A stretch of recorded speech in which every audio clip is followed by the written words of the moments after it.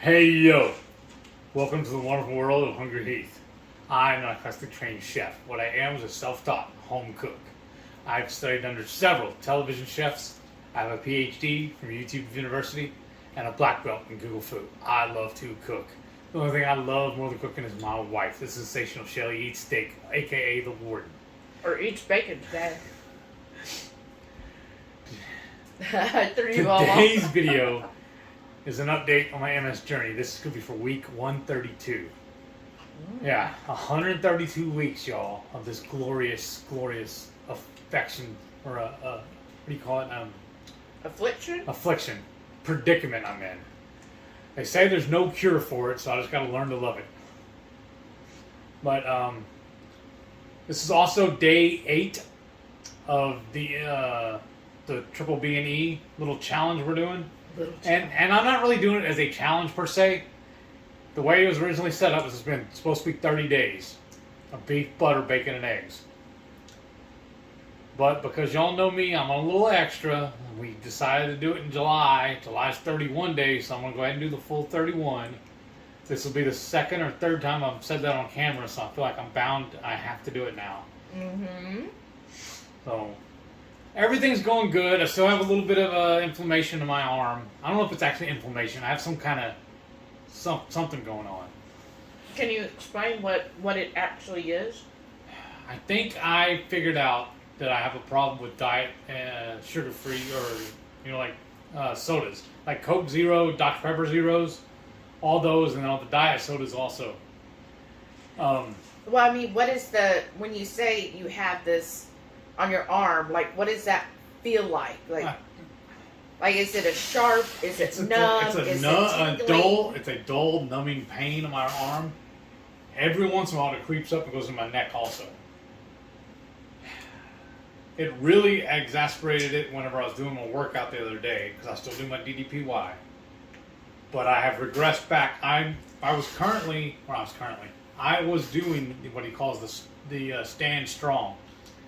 And I was on the intermediate level. I was on like second course of doing that. But ever since this started happening, I went back to doing the chair force, where I sit in a chair and do the exercises. I just feel like it's easier, and it's not as stressful on me, and I don't feel like I'm going to fall. And I feel like I'm doing good with that, but I just overexerted myself the other day because now I feel it. But what do you mean by now you feel it? Well, like yesterday, I was telling you how my arm was really numb and my shoulder and everything from all the workout and everything. Like when I'm doing this, I can feel it a little bit. Like, is it numb or is it sore? Sore. Okay. I'll make sure we use right terminology. Yeah. So your arm, though, because I know before every once in a while you'll say it feels like somebody's pinching you. Yeah, it's like right on the top of my forearm. I get it on either arm. This is totally different. Okay. Just this whole arm from my elbow down to my wrist, the whole forearm here, just feels numb. And then when I go to wash my hands, it feels really weird when I'm rubbing my hands like this. I don't know how to describe it other than it feels weird. It's like a rough feel, if that makes sense. Like friction or something. Is there any pain? No, there's no real pain. When you say no real pain, so is there pain? Because you remember, like, when we were in a bad car accident, I have a friend who's a lawyer, and he told us the average pain level of an everyday person is considered a 3 on a scale of 1 to 10. 3 means that's just average. That's where everybody is typically at, is a level 3. So where with this, as far as your pain goes, I say probably 4. So it's a little more than normal pain. Yeah, so I can definitely tell it's here. Well, I mean, but pain means, like, hurt. Not that you can feel it, because, like, you can feel my hand here. Yeah. That's not hurting you. I guess I'm looking at it because it's not delimitate. What do you call it? Delimitate? No, see, I'm messing you up, too. Debilitating. Yes. It's not affecting me or keeping me from doing anything. It just feels weird. It almost feels like right before your leg goes to sleep or something, before you feel like kind of the pen's going into you. You're not kind of feeling that sensation when when your body parts go to sleep. It feels kind of like that. That's what I was saying. Is Yeah. it tingling No. or is it numb? It's Because numb. that, to me, when you're about to go to sleep, the pins and needles, that's tingling to me. Okay. So yeah, it's just a numb feeling. It feels like, honestly, like there's, like, take a rag and wrap it around your arm really tight. That's what it feels like it is. So is it kind of similar to the MS hug feeling? I guess, yeah. Because if you're not familiar, explain what the MS hug is like. When I was a full-fledged diabetic, type 2, and before I was actually diagnosed with the MS, I kept getting this weird feeling, sensation around my midsection. And it felt like somebody was actually taking a rope or a belt or something and tightening it up on me. And when I went to the doctor and asked him about it, he goes, "Oh, that's just your diabetes. We blew it off." And then I was trying to ask Dr. Google, and all I kept coming up with was it kept saying it was the MS hug. But then when I reversed my type 2, I was still getting that sensation. Asked doctor again, and he's like, "Well, I don't know." He just blew it off. So I never went back to that doctor again. Well, that was the doctor who said it was your diabetes, and then he tested your diabetes because I said, "I don't think it is." Right. And that's when he tested. He said, "Oh, you're no longer a diabetic," and you were like, "Okay, so why am I feeling this like band around my midsection?" And he was like, "Oh, I don't know. We'll have to schedule an MRI." But then he could never get the MRI approved through the insurance. Because I know sometimes people will be like with his neck and his pain and everything, they're like, "Oh, you need to go get an MRI." As though that just, oh, okay, you just call up and get an MRI. Like, if you have the money to just pay for it, sure, you could do that. But otherwise, to just get an MRI, you have to go to a doctor, and then the doctor has to then make sure he uses the certain codes to then get that MRI sent to the insurance to then get that approved. It's a whole thing. Right, and then from there, it's up to the insurance if they will approve it, and, you know, depending on the situation, if they'll even approve it, and even then, like with the insurance, because he's on mine, we're on a high deductible plan, because when it was just covering myself, like, I only need to go in for yearly checkups, which is covered at 100%. But if you need to do anything outside of a general checkup, then you have to pay a deductible, which is $3,500. We don't have $3,500 to pay for this test. Plus, after that, it's usually then an additional 20%.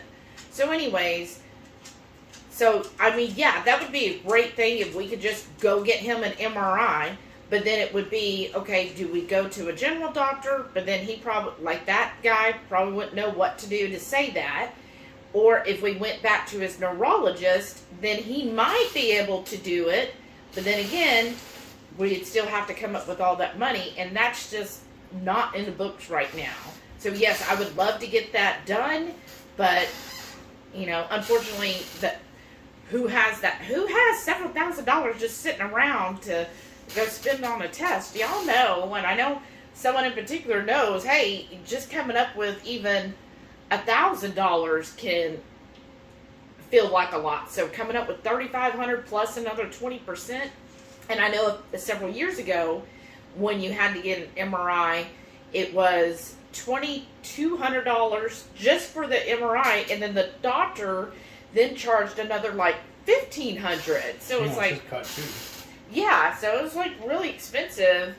So anyways, so we're just doing the best that we can considering this. And since it isn't debilitating, then like I've asked him, do you want to go to your neurologist? And he's like, well, I've got an appointment in August.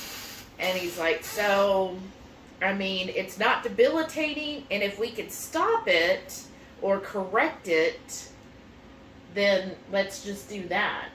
I think my biggest problem, I feel like I booby-trapped myself, because prior to the cruise, I was eating or drinking those diet sodas like crazy. Mm-hmm. And then on the cruise, I was doing it also. Yep. And then the bed on the cruise was awful. Yeah, I think, it really was. I think that also contributed to part of my pain. Mm-hmm. And then all the headache going on with our losing power here. We were gone for what, almost a week, right? 3 days. Just felt like Well, definitely, I feel like,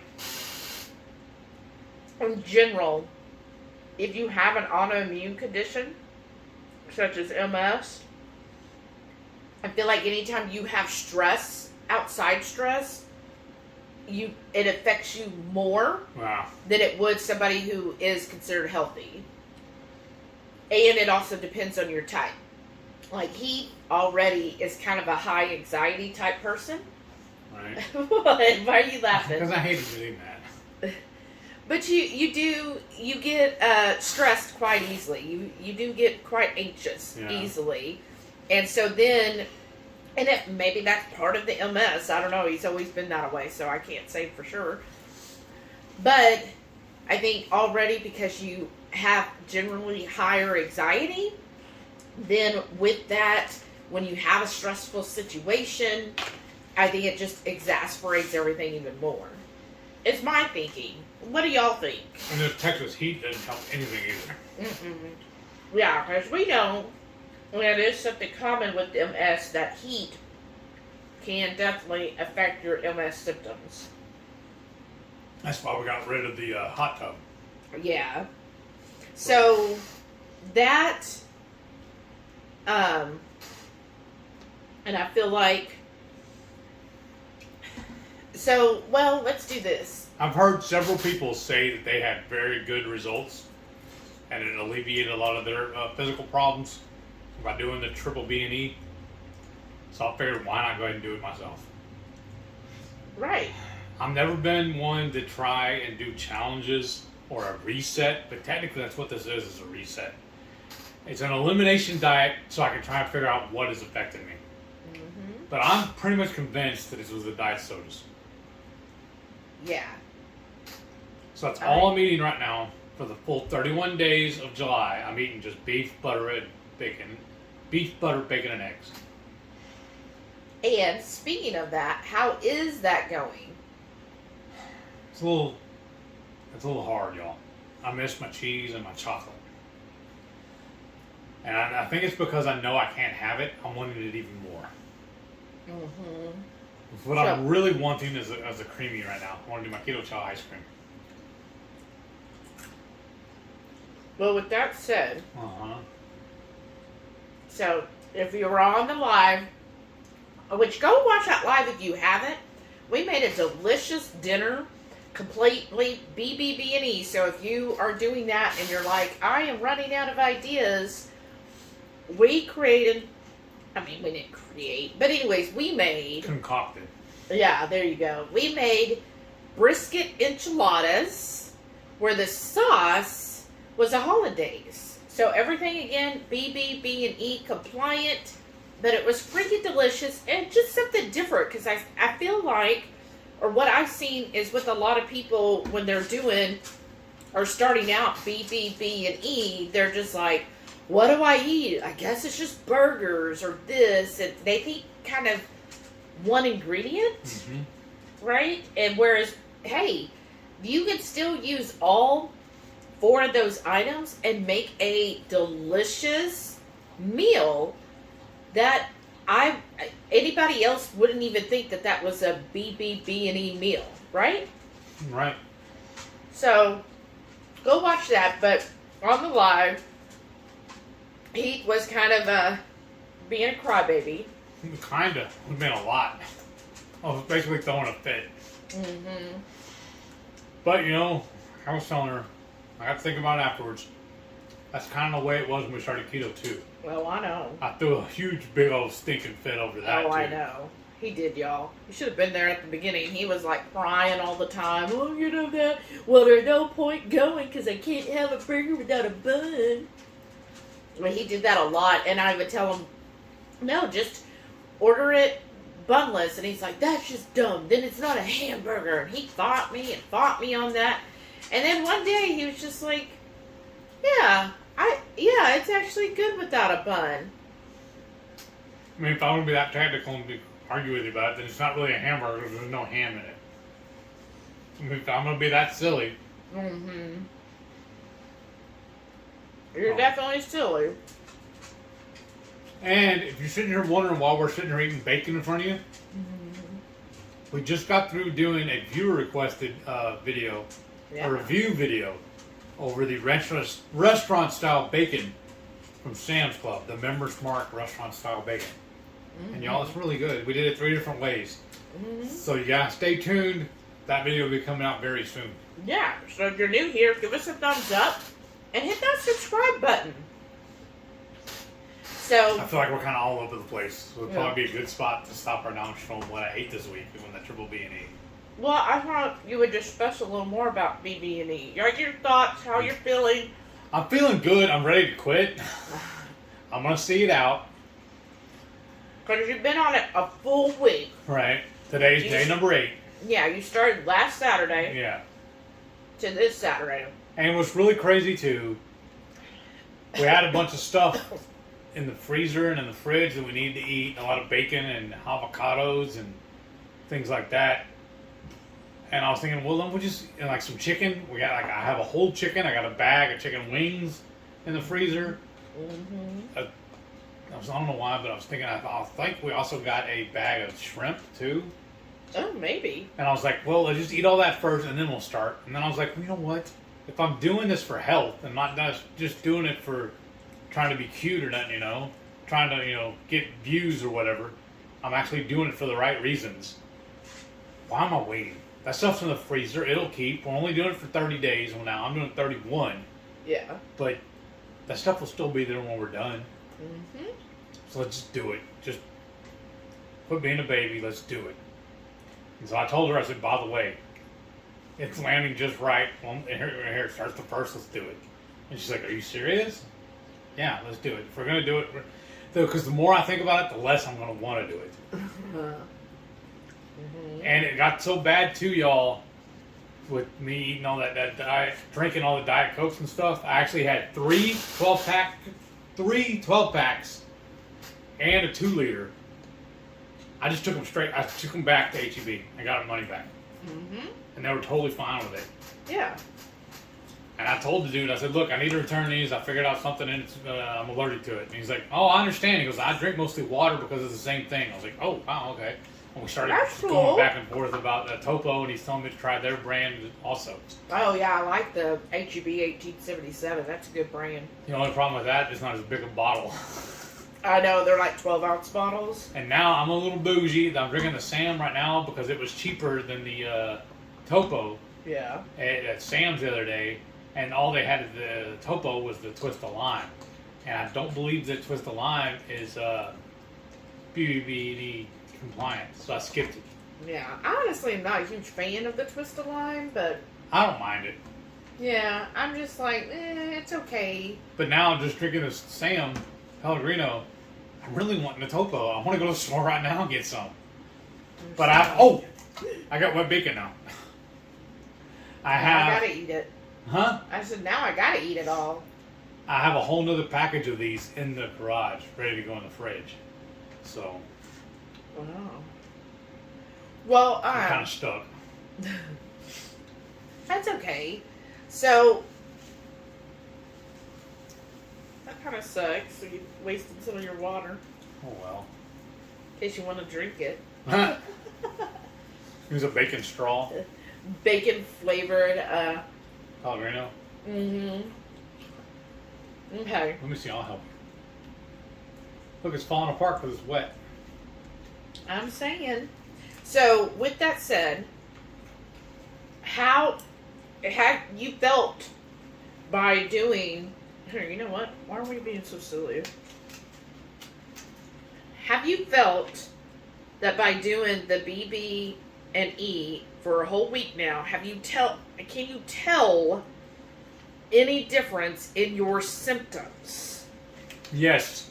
Okay. The little sensation in my arm is going down. Drastically. Okay, so that's good. Because a lot of times, too, y'all, I was just laying in bed and it would hurt.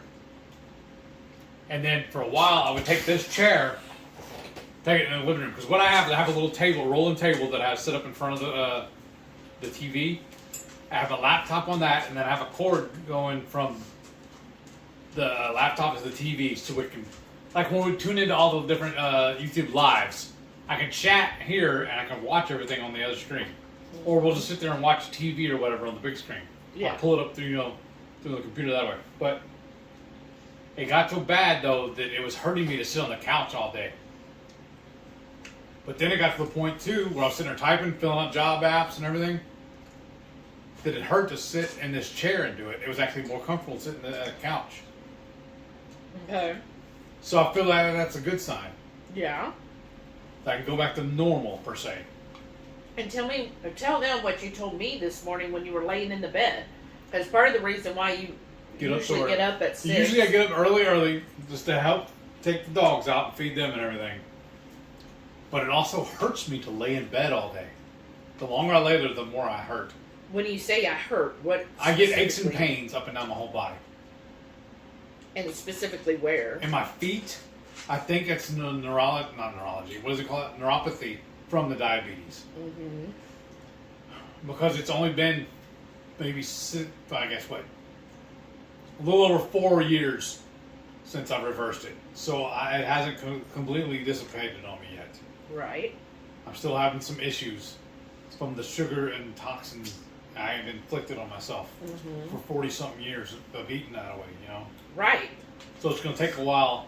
Like I tell everybody, too, when they start freaking out about their weight loss. 1, keto is not a weight loss diet. Number 2, I did not put on all my weight overnight, so I'm not going to take it off overnight. Mm-hmm. It's a process I just have to follow and trust. Mm-hmm. I'm eating the proper human diet. That is what led me to reversing my type 2. And that was a side effect of me losing. The side effect of that is why I lost all the weight I did. Because those of y'all that don't know, I was nearly 500 pounds. And it was 3-4 weeks after we started this way of eating that I actually even bought a scale. Yeah. And when I got on the scale, I was reading 460. I maxed it out. It was like 480 something. So that's what tells me I was more than likely over 500 pounds. Because I maxed out that scale at 480 something.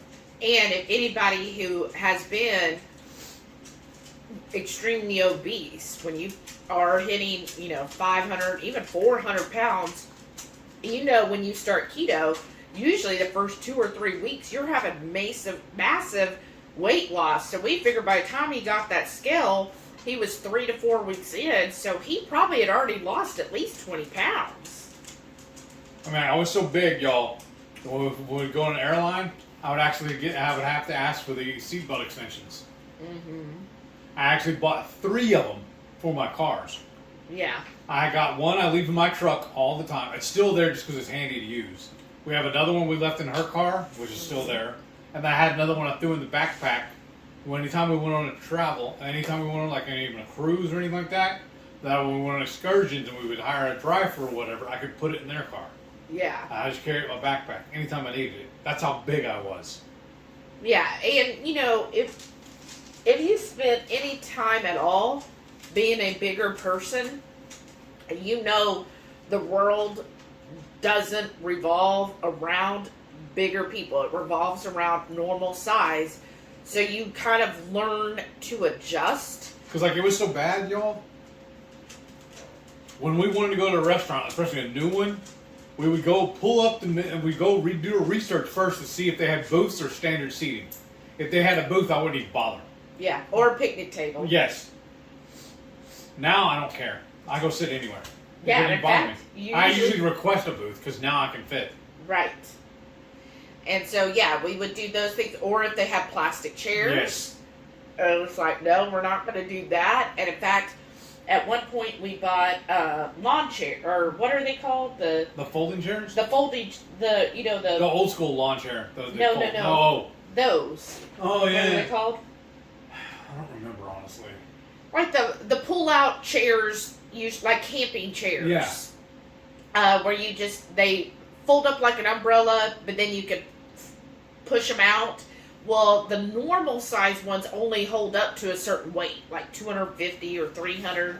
So what he had to do is he was like, because there would be sometimes meetups where they were outdoors and they would say, bring a lawn chair. bring a chair, or they would even say, they would say, oh yeah, we've got, because we went to one, because we used to be pretty active in the foodie scene here in Houston. I don't know why I was 100 pounds. I know.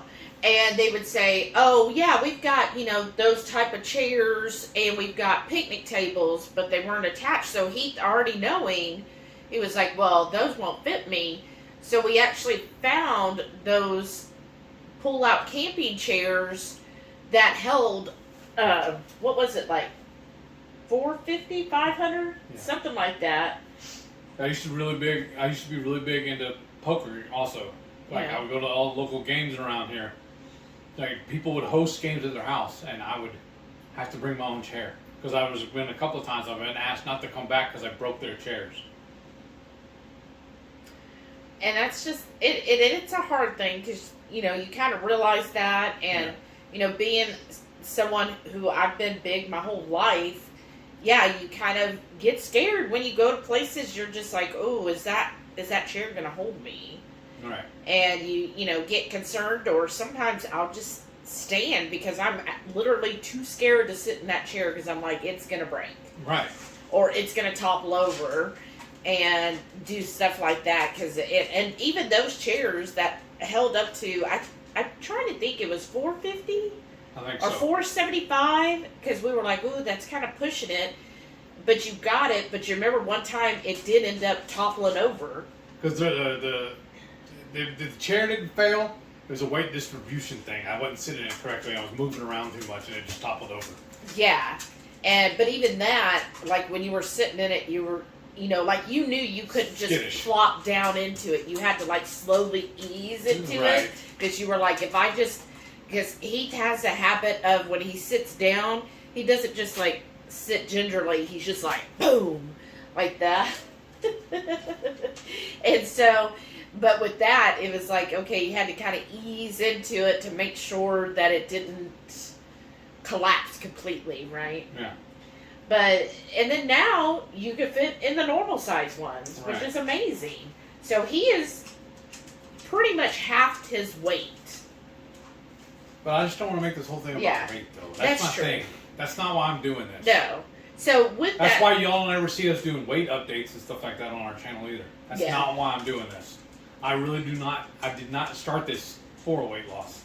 No, neither one of us. But going back to that, so I really think because of going keto and everything, it did help mitigate a lot of probably the potential harsh side effects you would have had from your multiple sclerosis. Right. And in fact, I remember watching when we first got diagnosed, we watched a video and this guy said one of the tips he had is when you feel, because he had been diagnosed for like 15 or 20 years or something, he said so he could kind of feel when he's starting to have a flare-up.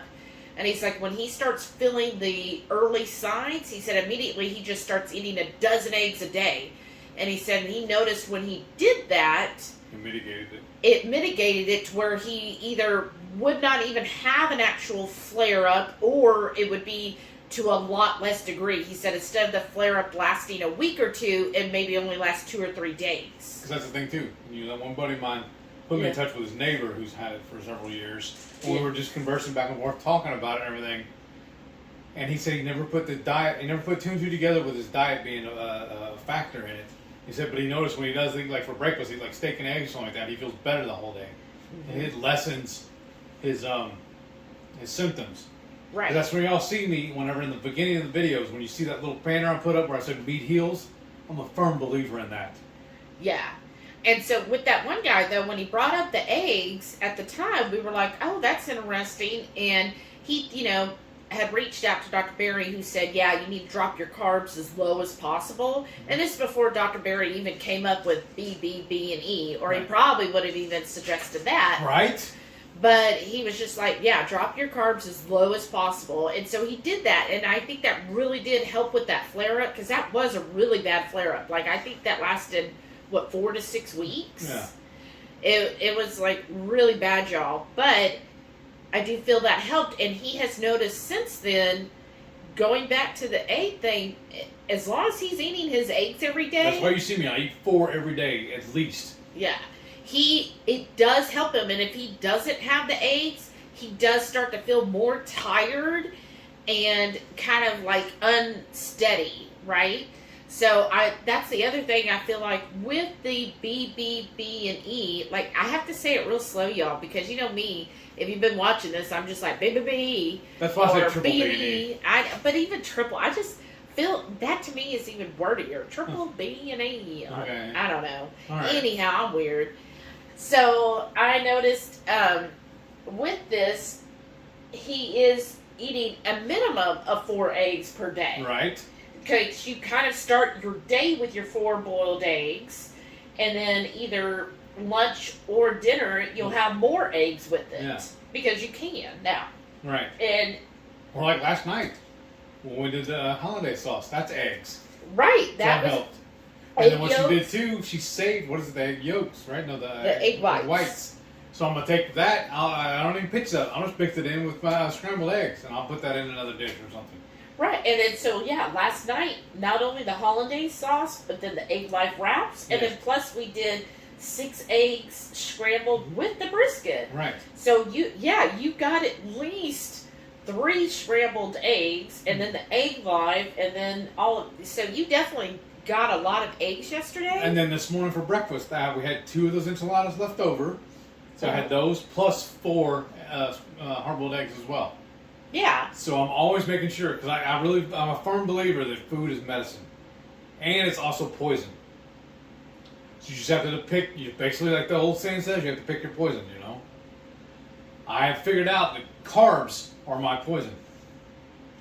Like there was on a road trip we were one time, we drove through, we found a local barbecue joint, and they gave you the big old, basically they gave us a loaf of bread. It was a Texas toast. Mm-hmm. And the guy sitting next to him, he saw both of us take the toast and push it off to the side. So when we were going to eat it, and he started asking me questions about it. And he's like, so I started telling him how I'm keto, you know. I do Berry method keto, and I started telling him about Dr. Berry and everything. He's like, don't you miss it? I said, tell you, sir, honestly, no, I don't. I don't miss being a diabetic. And he's like, what? What do you mean? I said, yeah, I reversed my type 2 diabetes. He goes, how do you do that? I said, like I'm telling you. I just cut out the bread. Like you saw right there, that was step 1. He's like, he goes, his mind was blown. He's like, that's all you did? Yeah. I quit eating bread and eating sugars. Yep. I said I just went really, really low carb. That's the first step. That's all you got to do. He's like, I'm going to look into that. Thank you. And that's the thing. That's what you kind of do is figure these things out. And I was also trying to get to the point of, I wonder, because I was just now thinking about that original guy we watched, and I have no idea what his name or channel was. We were watching everybody when this first started. Yeah. And when he talked about eating the dozen eggs, I wonder if that's also what's helping is because instead of your normal 4 eggs, you've been eating a lot more eggs every day. Maybe. I mean, honestly didn't even think about that. I'm just now, because I'm putting it together, I'm like, yesterday then, you probably at least ate, over a half dozen eggs total, probably close to a dozen eggs. So let's go buy some more eggs then. Right. Because I went to the store yesterday and they were out of her happy eggs. I'm thinking if we do go to the store, they'll have them egg then. But I'm just thinking that I wonder if having the increased eggs this week is also, and then plus doing away with all of the sodas and all the other stuff, if that is actually helping your body heal more. Like you're giving your body, I look at it this way, with the BBBE, you're giving your body 100% nutrition. You're not giving it any of the, any of the non-nutrition. Yeah. Because I've noticed the more, I watch, different doctors, and not all of them are keto, but, different people who are in the health overall sphere, right? And so many people, even if they're not keto, their main thing is, the worst foods are packaged foods, are foods that are created from several different ingredients. I mean, I've even chemistry equation.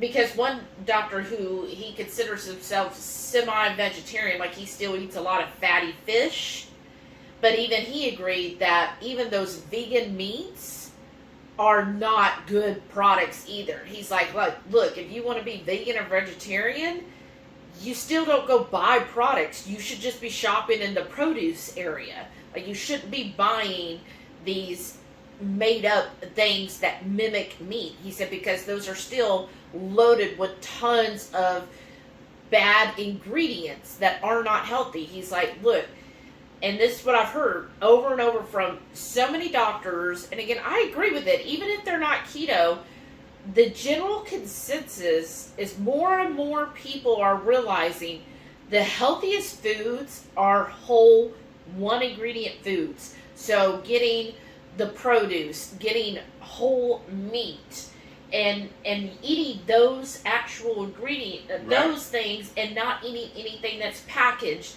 or anything that is created in a factory where they have to put several things together to make it taste good, right? Yes. So with BBBE, that's what you're really doing, is eliminating all of those type of packaged, kind of created foods. Not a natural food, it's just something they create. Right. And I think that's also, therefore, you're getting 100% nutrition, and you're avoiding things that aren't nutritious. And as I'm hearing too, is people, instead of saying, when you look at food like, oh, I want this keto treat, instead of looking at foods as treats or emotional needs or something, you should look at it as, is this going to, what nutrition will this item feed me? And just because the package says keto on it doesn't mean it actually is. Right. Just read your ingredients. Yes. I'll do this all the time. I'll pick up a bottle or whatever, on the shelf. If this font on here, the words are too small, I will stop and take a picture of it with my phone and blow it up and read it first. I don't want to spend the money on it to bring it home to figure out that I shouldn't have it. Right. But it's actually going to be a toxin to me. Right, because again, is it going to provide nutrition? And if it's not going to provide a nutritional value, then you have to ask yourself, why are you eating it then? So, and if you're like, well, I'm eating it because I'm sad, or I'm eating it because I'm depressed, or, well, I guess that could be the similar thing, or I'm eating it because I'm excited, or I'm eating it. Yeah, to celebrate, or I'm with other people, or I'm eating it because my grandmother gave it to me. Then figure out an alternative way, because if you are eating it for some emotional tie, then find another way to emotionally tie to something other than food, which I know is very challenging. But I think that's also what BBBE helps people, is instead of having those emotional ties during that time when you're doing it at least for 30 days, you're finding other ways to emotionally tie to. If you're excited, then maybe you go and celebrate with going to the movies, or do celebrating with your partner. You know how you can do that. Or if you are feeling, sad or depressed, I've heard some of the best things is, instead of going to a food that you know is not nutrition, go and take a walk in the sunlight for 10 to 15 minutes. Then you might actually kind of mitigate that feeling, and then find another way to kind of anchor that. Yes. So overall, I feel like we'll just recap before we show all the food. But after a whole week now, a full week, you are seeing a difference. Yes, but I still miss my cheese. So yes, and that's my arms feeling a lot better. Oh, good. And your back? Almost perfect. That's awesome. And then your feet, you said were not aching this morning. Not as usual. Yeah, I still felt it, but it wasn't as bad as it usually was. Well, I'm excited. So I hope y'all follow along as well, because I'm excited to see each week as we go through this, how you end up feeling every week on the scale. So on the scale? Well, not the scale, but I'm saying your reference for how it's helping your body. Right. So let's go ahead and we'll cut to the food because I know we've been yakking long enough. So we'll cut to the food right here, right? Good. Saturday morning breakfast. I'm having some taco meat and hard-boiled eggs. Saturday lunch, and I got a cast iron burger with a fried egg. This looks amazing. Saturday night dinner, and y'all, I got a bone-in ribeye and some bacon. Look at all that on there. Some melted butter in the bowl or on the plate. Gosh dang, that looks good. Oh, what is this? So I semi-made cowboy butter, but it's with bacon, fat, and butter. Oh yeah. This will make perfect to drizzle over the top of this. Triple B&E day 2, Sunday breakfast. I got some air fryer pork belly and my hard-boiled eggs. I topped all of it with a little mustard. Sunday lunch, and I got another bowl of Instant Pot taco meat and some pork rinds. Triple B&E day 2's dinner. I got 4 racks of beef finger ribs. I got these on sale, I feel like. Each package was just under $20. I think a little less than that, actually like 15, 16 bucks or something like that. I think, honestly, if we went out to an actual barbecue restaurant, they charge us that for £1. So I got 4 racks for the same price. I think I did really good. Triple B&E day 3, and I'm starting off my breakfast with some bacon.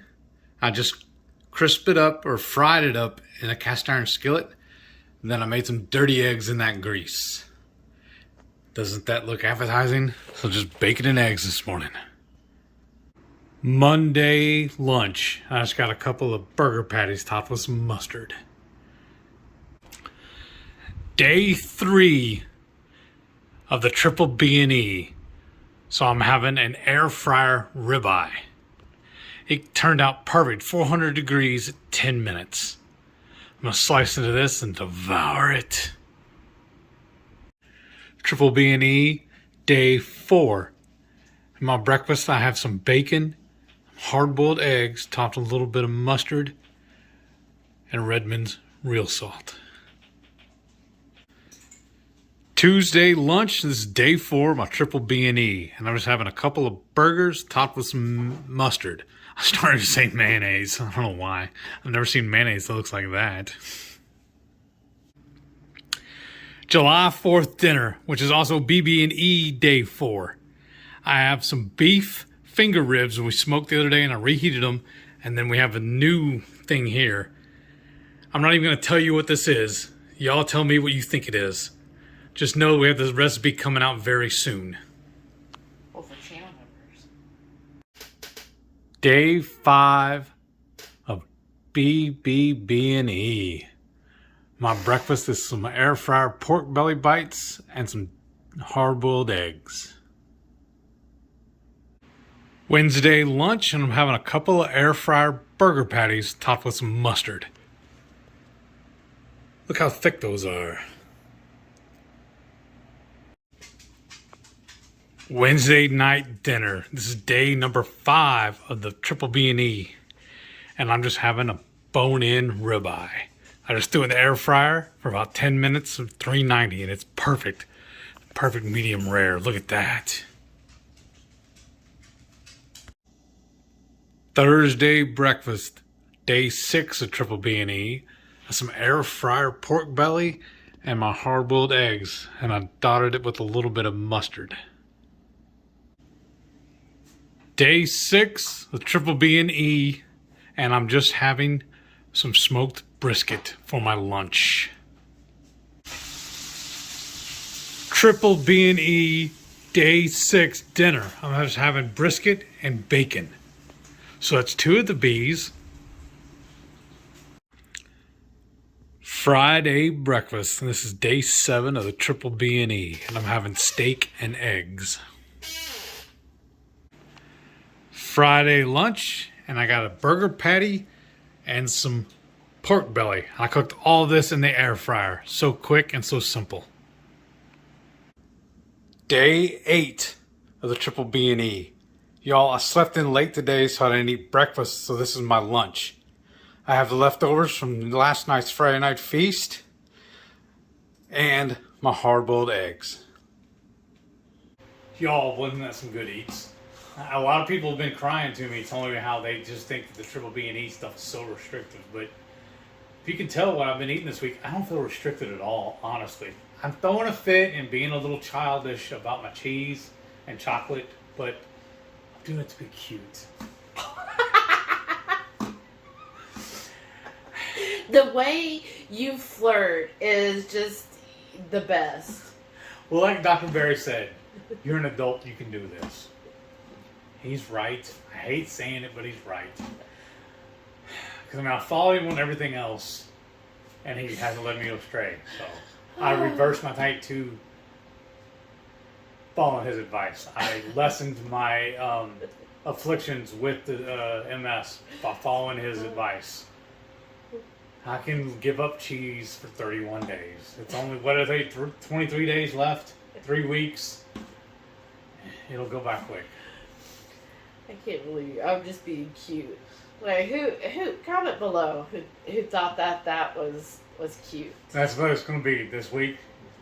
Their the catchphrase is going to be cutesy tootsie. Cutesy tootsie? Yeah, if you watch still here, comment cutesy tootsie. I don't care about no cootsies. Well, one thing, when you're with Heath, there's always a day you're going to laugh. Either with me or at me. That's true. I hope y'all enjoyed this rant and update and everything else. Let us know below. Are you currently doing BBBE? And if so, why? What's your reason for doing it?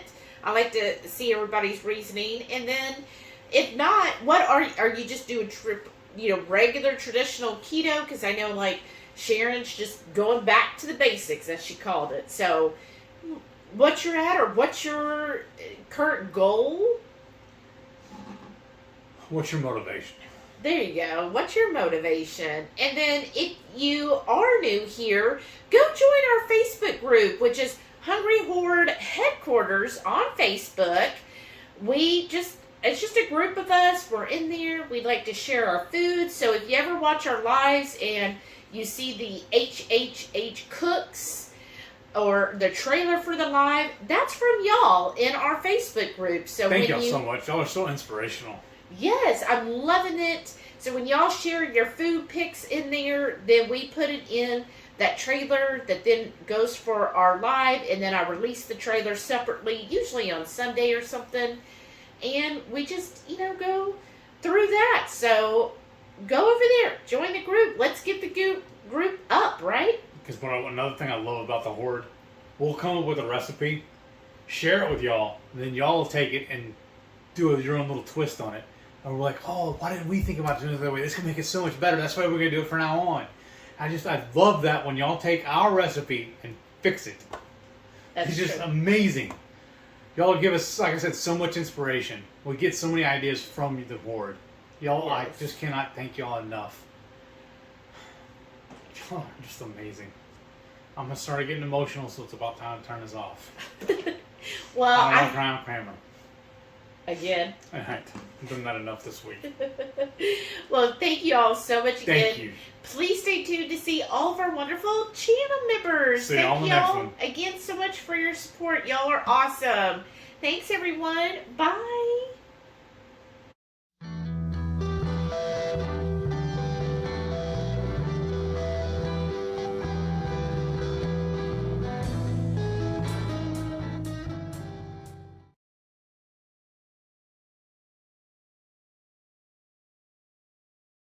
Yeah, he's like, oh, I smell bacon.